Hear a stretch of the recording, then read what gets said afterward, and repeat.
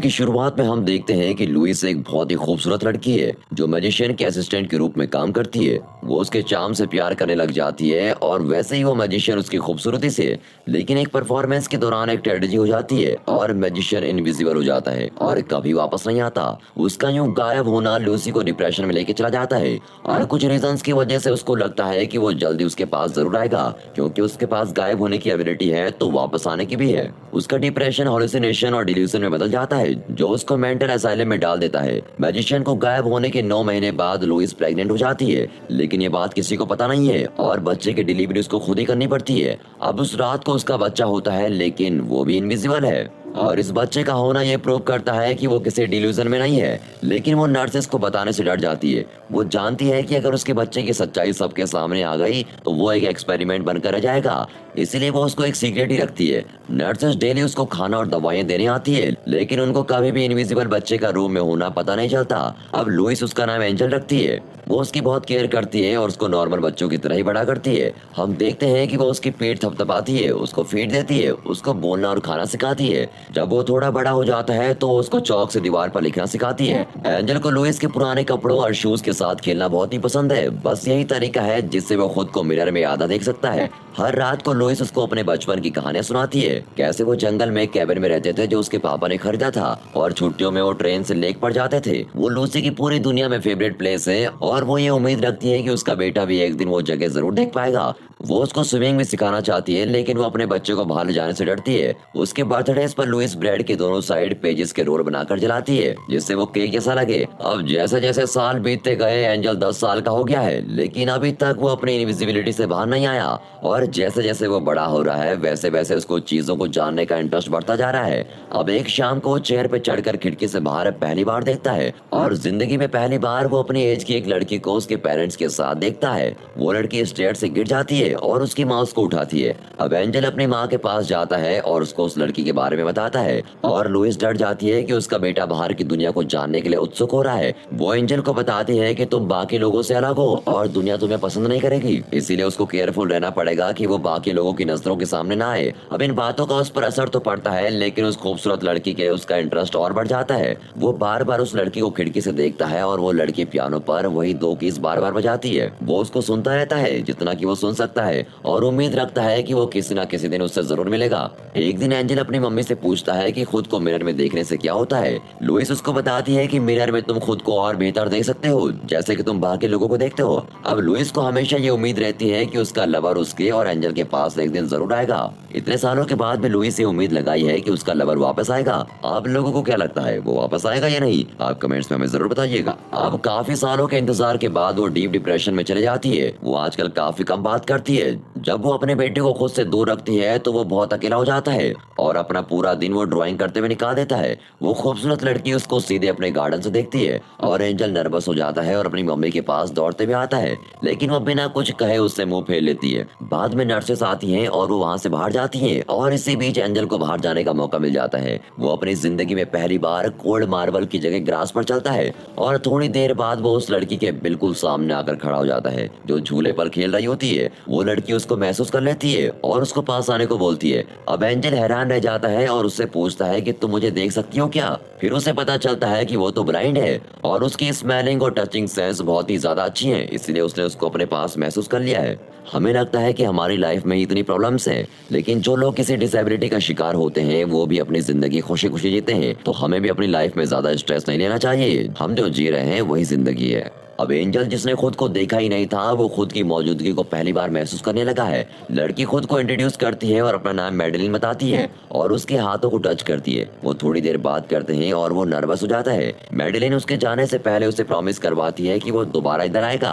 अब मैडेलिन के ब्लाइंड होने की वजह से उसका कोई फ्रेंड नहीं है, इसलिए अपनी एज के लोगों से बात करना उसको अच्छा लगता है जैसा कि एंजल को लगता है। वो नर्सेस के साथ रूम के अंदर आता है और अपनी मम्मी के साथ लेट जाता है। लुइस ने तो हंसना बोलना सब कुछ छोड़ दिया होता है। एंजल उसको बताता है कि उसकी एक गर्लफ्रेंड है लेकिन वो कोई रिएक्ट नहीं करती। अब एंजल उसको जल्द से जल्द मिलने जाता है। मैडेलिन उसका फेस टच करती है और उसको क्लियरली अपने इमेजिनेशन में देख लेती है। अब एंजल उसको ये भी बताता है कि वो उसको खिड़की से देखता रहता है और उसको पियानो की आवाज बहुत ही अच्छी लगती है। और ये सुनकर मैडेलिन हंसने लग जाती है क्योंकि वो हमेशा सिर्फ 2 कीज ही बजाती है और उसको कोई खास धुन नहीं आती। अब वो दोनों घंटे तक हाइड एंड सीक खेलते हैं जबकि उनमें से एक इनविजिबल और एक ब्लाइंड है और जल्दी दोनों को एक दूसरे की आदत हो जाती है। अब एंजल अपना ज्यादातर दिन उसी के साथ बिताता है। अब एक दिन वो अपने रिश्ते को आगे बढ़ाते हैं और एक दूसरे को किस करते हैं। मैडेलिन परफेक्टली ये अंदाजा लगा सकती है कि एंजल उसकी बॉडी का कौन सा पार्ट देख रहा है क्योंकि वो उसकी आंखों को महसूस कर सकती है। लेकिन एंजल फिर भी अपनी लाइफ से खुश नहीं है। लेकिन ये ज्यादा देर तक नहीं होता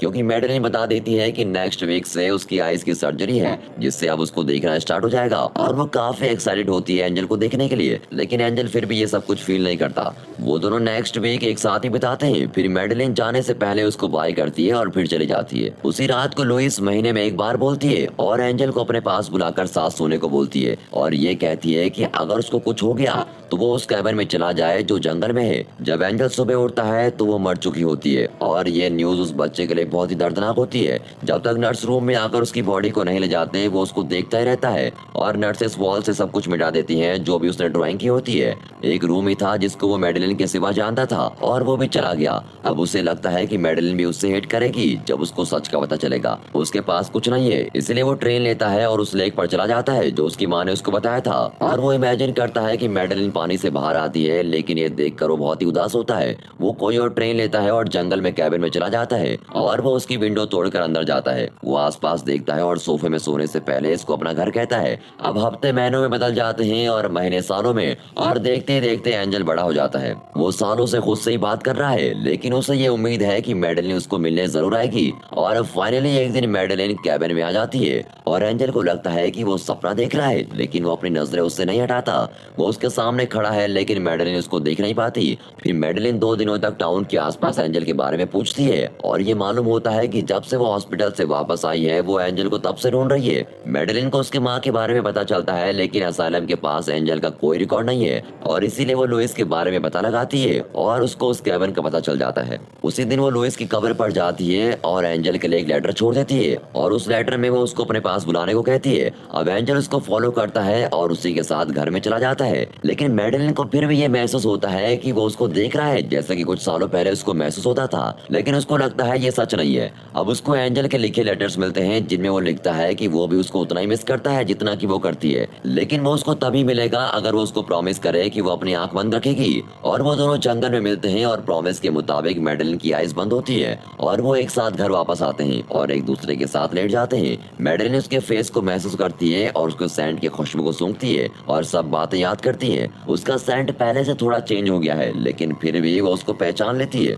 अब इतने सालों के बाद अचानक से मिलना उन लवर्स को बहुत गहराई तक प्यार में डुबा देता है। अब इस सीन में हम देखते हैं कि मैडेलिन की आंखों में पट्टी बंधी हुई है और वो एंजल के साथ बेड पर है। एंजल उसको पूछता है कि उसको कैसा लगा था जब उसने सब चीजों को पहली बार देखा था। तो मैडेलिन कहती है कि वो तो एक अजीब सा एक्सपीरियंस था।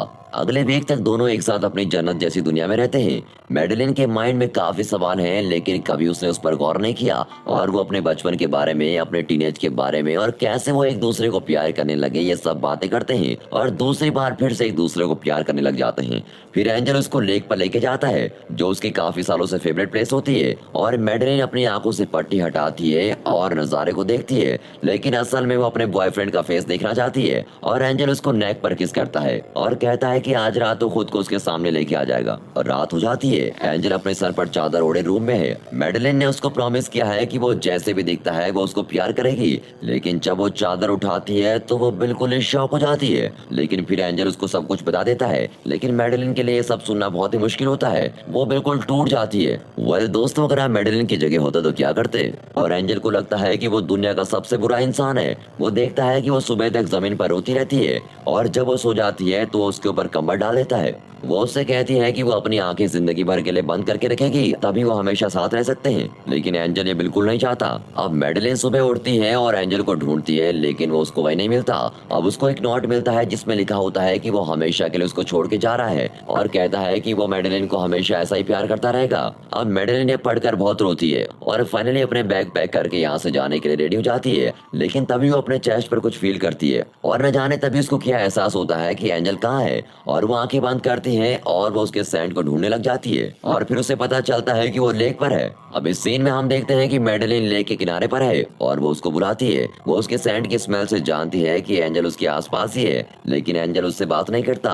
अब एकदम पानी की आवाज आती है और एंजल एक्सीडेंटली लेक में गिर जाता है, लेकिन उसको स्विमिंग भी नहीं आती और मैडेलिन उसके पीछे लेक में जंप कर देती है, जबकि वो उसको देख भी नहीं पाती और पागलों की तरह उसको ढूंढ रही होती है। लेकिन जब वो पानी में बुलबुले देखती है तो वो उसको किनारे पे लेके आती है और उसको होश में लाने के बाद सीपीआर देती है और मैडेलिन कहती है कि अब ये मिस्ट्री खत्म हो चुकी है और इस पल के बाद से वो हमेशा एक साथ रहेंगे। वो प्रॉमिस करती है कि वो उसको खुली आंखों से देखना शुरू करेगी, जैसे कि वो बंद आंखों से देखती थी। अब इस सीन में हम देखते हैं कि वो दोनों एक साथ होते हैं। वो एक दूसरे के साथ खेलते हैं, लड़ते हैं और बातें करते हैं जैसे कि नॉर्मल कपल किया करते हैं। और कभी कभी मैडेलिन एंजल पर मेकअप करती है और वो दोनों उसको देखकर बहुत ही हंसते हैं और फाइनली मैडेलिन प्रेग्नेंट हो जाती है और उनका एक विजिबल बच्चा होता है। और फिर वो अपना एक मैजिक शो खोलते हैं जो बहुत हिट होता है और एंड में हम देखते हैं कि वो दोनों एक साथ स्विमिंग कर रहे होते हैं। और दोस्तों, यहाँ पर ये मूवी खत्म हो जाती है।